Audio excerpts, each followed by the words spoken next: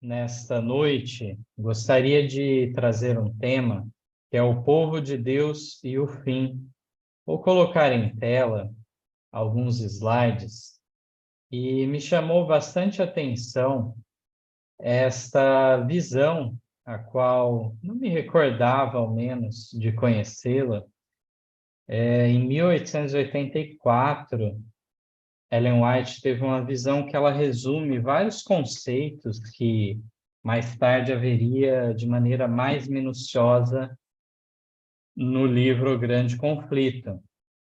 Esse texto que será lido, ele está no Mensagens Escolhidas, volume 3, página 427. E vamos então a ele. Sexta-feira à noite, diversas pessoas ouviram minha voz exclamar: olhai, olhai. Se eu estava sonhando ou em visão, não posso dizer. Eu dormi sozinha. O tempo de angústia estava diante de nós. Vi nosso povo em grande aflição, chorando e orando, pleiteando as seguras promessas de Deus, ao passo que os ímpios se achavam ao nosso redor, zombando de nós e ameaçando destruir-nos. Eles escarneciam de nossa debilidade, desdenhavam da pequenez de nossos números e nos insultavam com palavras destinadas a magoar profundamente. Acusavam-nos de assumir uma posição independente de todo o resto do mundo. Então, aqui, em Visões da Noite, a mensageira do Senhor foi transportada para o tempo de angústia, o qual nunca houve neste mundo. A crise final e a grande aflição que o povo de Deus passa.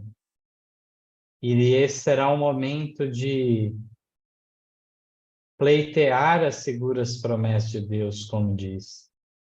Porque estão ao seu entorno, cercando a eles os ímpios, que desdenham, que debocham, procuram magoar. Mas esse pequeno povo incomoda tanto porque, tal como nas próprias palavras desses escarnecedores, eles assumem uma posição independente de todo o resto do mundo.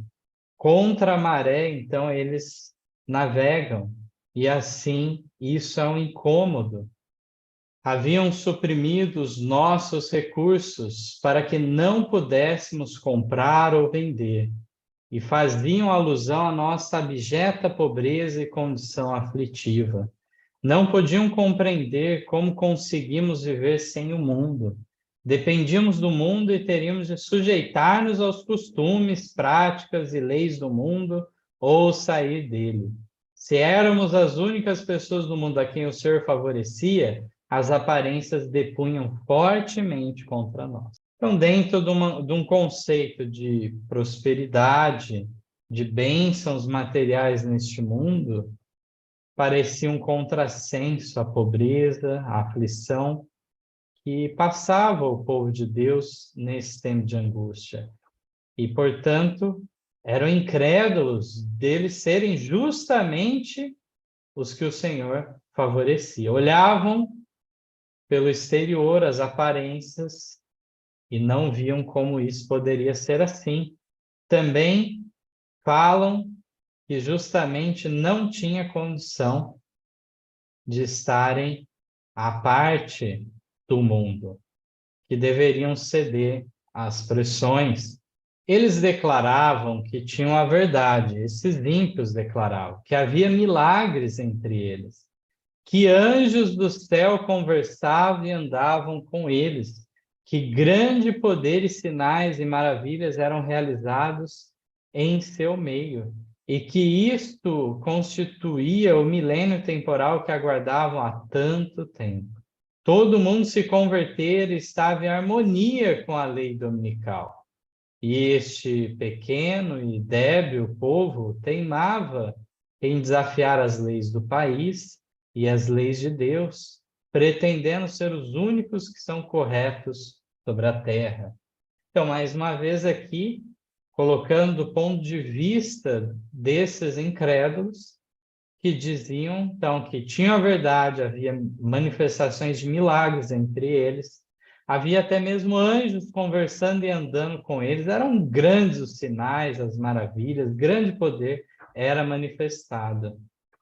E a essa altura entendiu que já tinha se iniciado então um milênio temporal.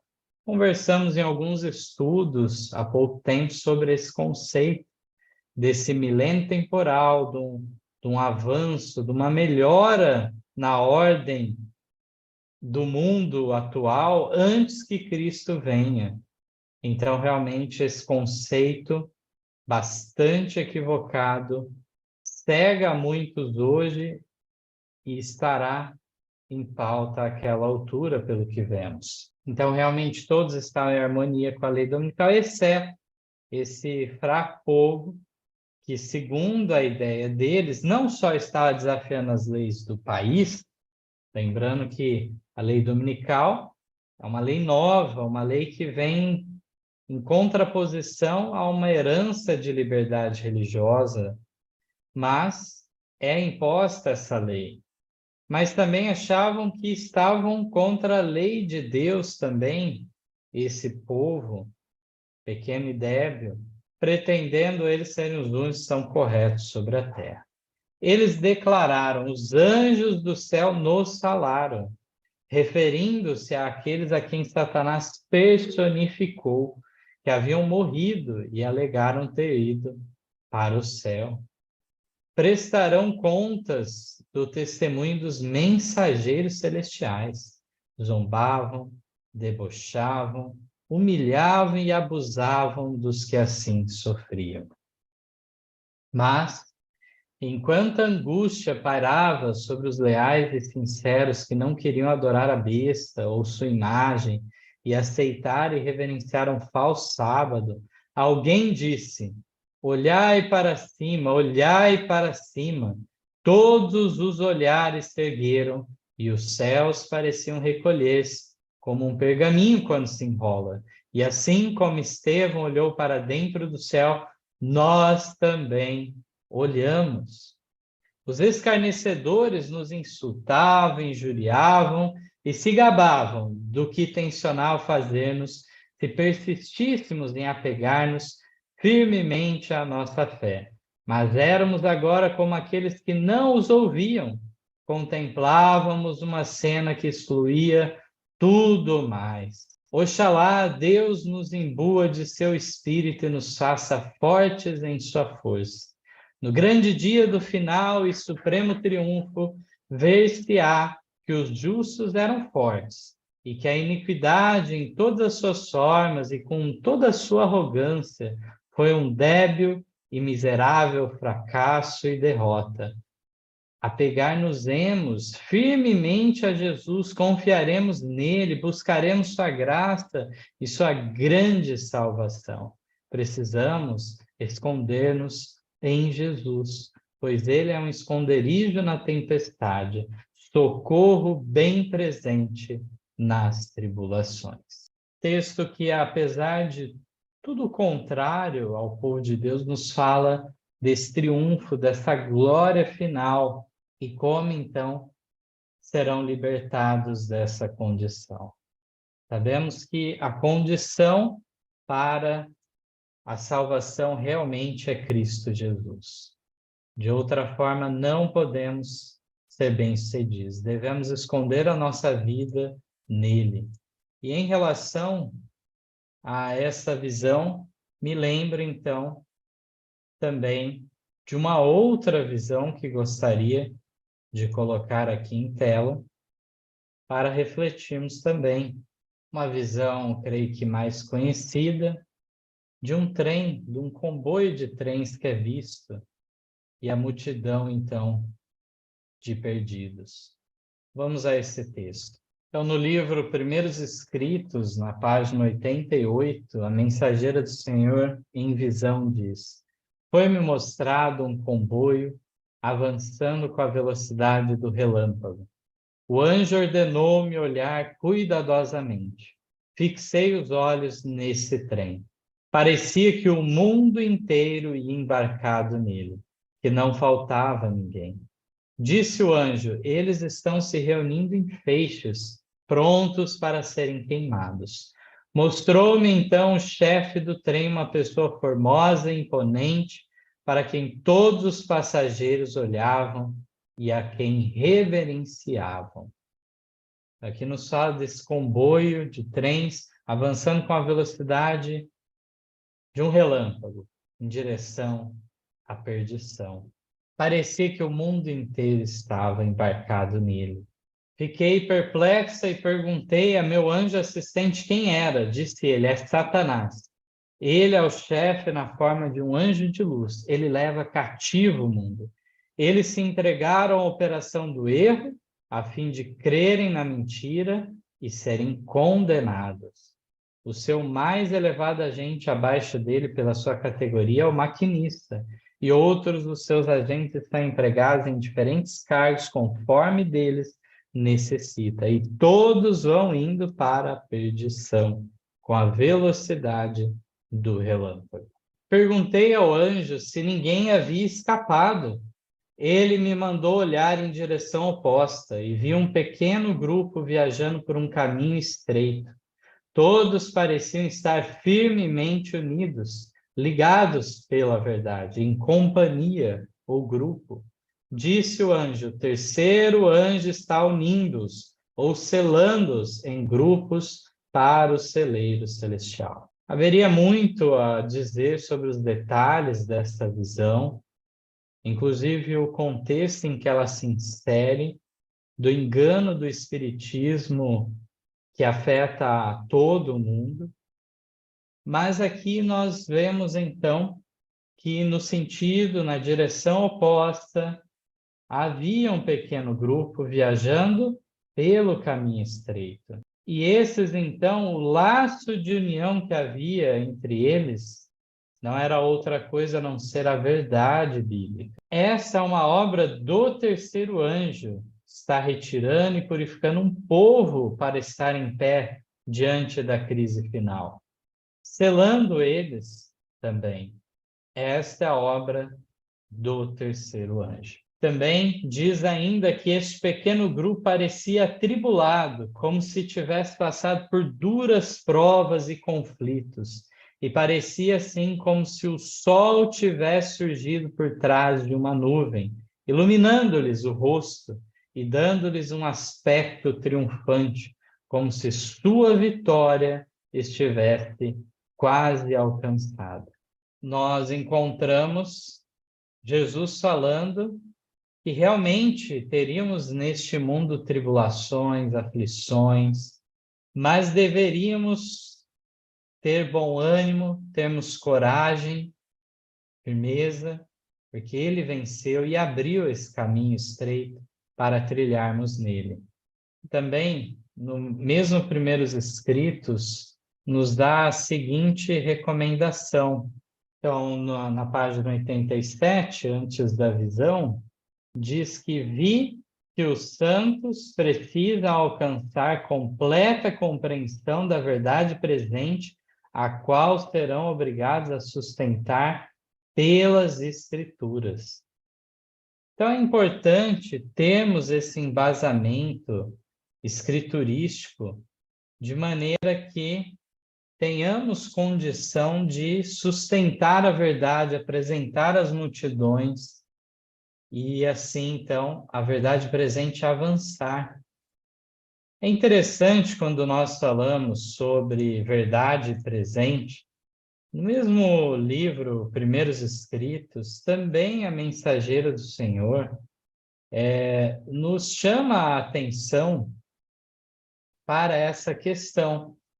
Os irmãos, depois, se quiserem ver em detalhes este texto, está lá no Primeiros Escritos, página 63, onde ela diz que há muitas verdades preciosas contidas na palavra de Deus, mas é a verdade presente que o rebanho necessita agora.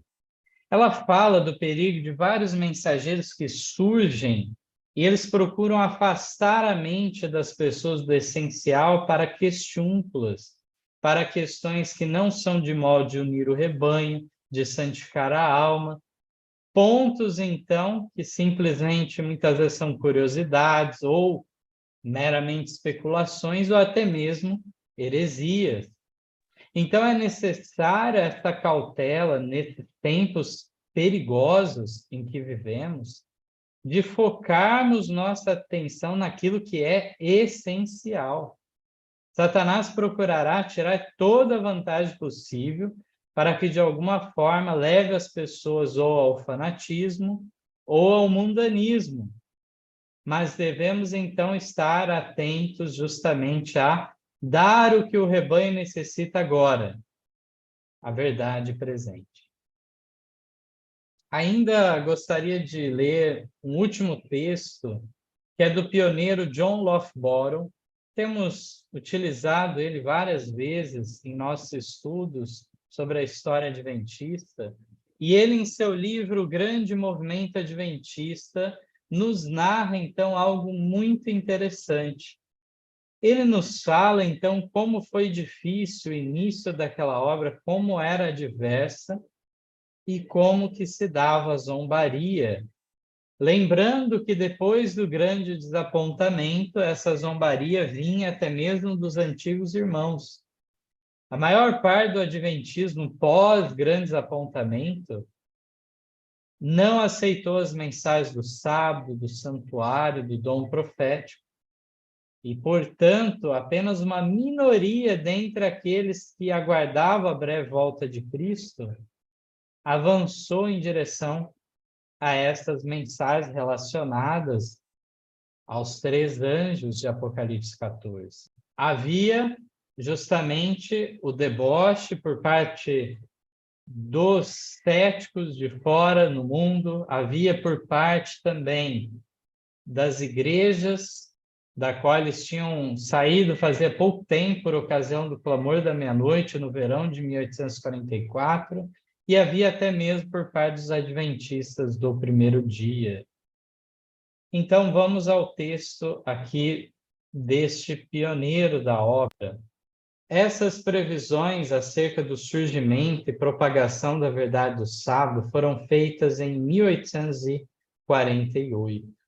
Naquele momento, se analisarmos a situação de um ponto de vista humano, racionalmente se diria: essa previsão não pode jamais se cumprir. Alguém comentou com um de nós, trabalhadores, logo após a previsão ser feita: vai demorar 144 mil anos para realizar o que vocês propõem. Então, a Mensageira do Senhor recebe uma visão em 1848, falando, então, que era necessário propagar a verdade do selamento e que o selo era o sábado. E justamente que deveria se começar um pequeno jornal que seria enviado os meios para prosseguir nesse trabalho. Tudo isso em 1848, mas eles eram um pequeno grupo, muito espalhado, e então, emergente, que estavam se unindo através dessas verdades que tinham surgido depois do grande desapontamento, e justamente do ponto de vista humano, pensava que nunca se cumpriria. E, juntamente com aqui um desafio relacionado justamente à crença no selamento de 144 mil, que vai demorar 144 mil anos para vocês realizarem o que vocês estão dizendo que tem que ser feito. O que, diriam eles? 3 pregadores, o irmão White, sua esposa e o irmão Bates, todos sem dinheiro, com menos de 100 adeptos, todos desprovidos de dinheiro, saindo com algumas centenas de exemplares de um panfleto de 80 páginas sobre a questão do sábado para soar uma mensagem de alerta a todo mundo? Pretensão ridícula. Enquanto os que pensavam assim diziam impossível, a fé na mensagem, o testemunho de sucesso garantido diziam: em nome do Deus de Israel, isso será feito. E confiando na sua força, isso precisa ser feito. está na página 231 do seu livro Grande Movimento Adventista. E aos olhos humanos havia muitas razões, muitos motivos para zombar. Ora, 3 pregadores, sendo um desses ainda uma mulher, todos eles sem dinheiro. Adeptos? Bom, adeptos, menos de 100 adeptos. Como, então, levar essa mensagem a todo mundo? Então, uma certeza devemos ter, que não levaremos essa mensagem a todo mundo mutilando essa mensagem, diminuindo, enfraquecendo, pregando parcialmente. Uma pregação parcial do Evangelho já tem sido feita pelas demais igrejas da cristandade, mas é papel do remanescente dos últimos dias anunciar as 3 mensagens angélicas de Apocalipse 14, levar a todo mundo essa mensagem. E a confiança deve ser, então, no poder do Espírito Santo para a realização dessa obra, não através meramente de meios humanos, de esforços humanos. Devemos cumprir a nossa parte, mas entendendo que é necessária a unção do alto para a realização desta obra de maior magnitude que já houve na história terrestre.